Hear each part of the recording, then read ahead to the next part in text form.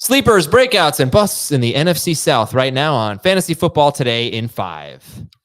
What is the NFC South that everybody's talking about? It's a division with 4 teams. I know what they are, but I'm going to read them anyway just so I don't mess up. Atlanta, New Orleans, Tampa Bay, and Carolina. They are all in the NFC South. Dave, we need sleepers, breakouts, and busts from this division only. Let's start with sleepers.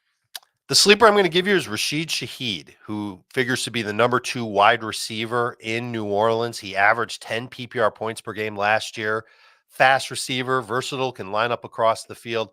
The new offense that's happening in New Orleans, it's going to benefit Chris Olave, but it can benefit Shaheed too because he's so quick, gets in and out of breaks really well, and does have downfield speed to make plays after the catch.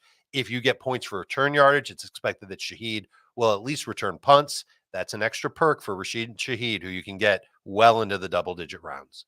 I'm going to go with a high-end sleeper in the sense that people are sleeping on him. Alvin Kamara is a sleeper. He is a round 5 pick. I'm looking at 3 different ADP sources.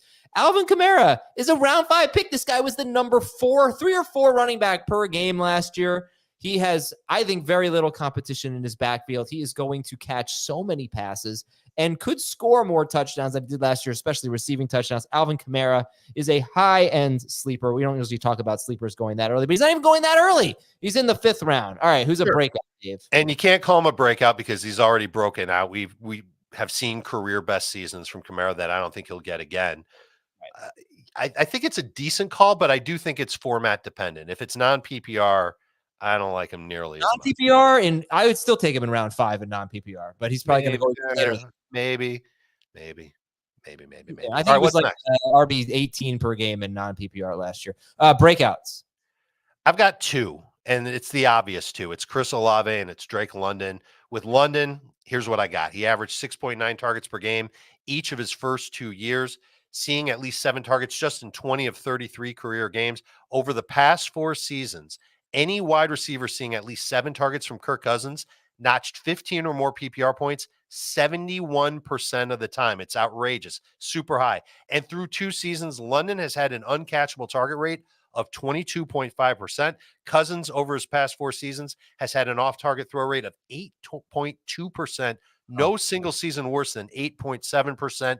The targets are going to be catchable. Drake London will see more of them. Drake London, volume-based wide receiver who's worth that round 2/3 pick. But I like Olave better because from week 2 through the end of the regular season, Olave averaged 15.2 PPR points per game. That's way more than London has ever averaged. And that's despite a dip in targets. He started with 9.4 targets per game in his first 10. And then when Michael Thomas left, this is from week 12 on, the targets went down for him, 7.2, but his role changed in the offense, and it really benefited him greatly. And it's without scoring a lot of touchdowns. I think the sky is the limit for Olave. He's got huge upside. The offensive change makes him a potentially souped-up version of Brandon Ayuk. You're going to hear me say that a lot about Olave over the next month. Olave over London, both of them breakout candidates. I also have 2 breakouts from its division, and they are also Chris Olave and Drake London. So let's move on to busts in the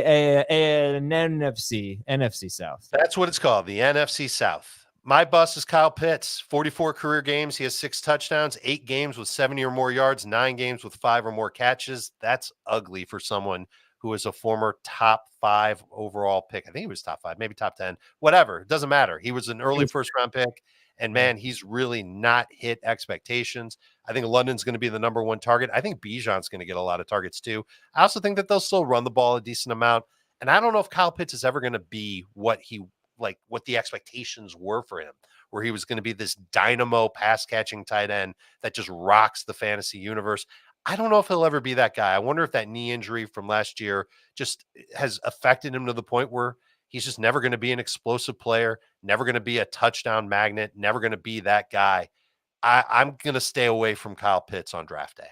He was 4th overall. He went 1 pick ahead of Jamar something. Jamar Chase. 1 pick ahead of Jamar Chase.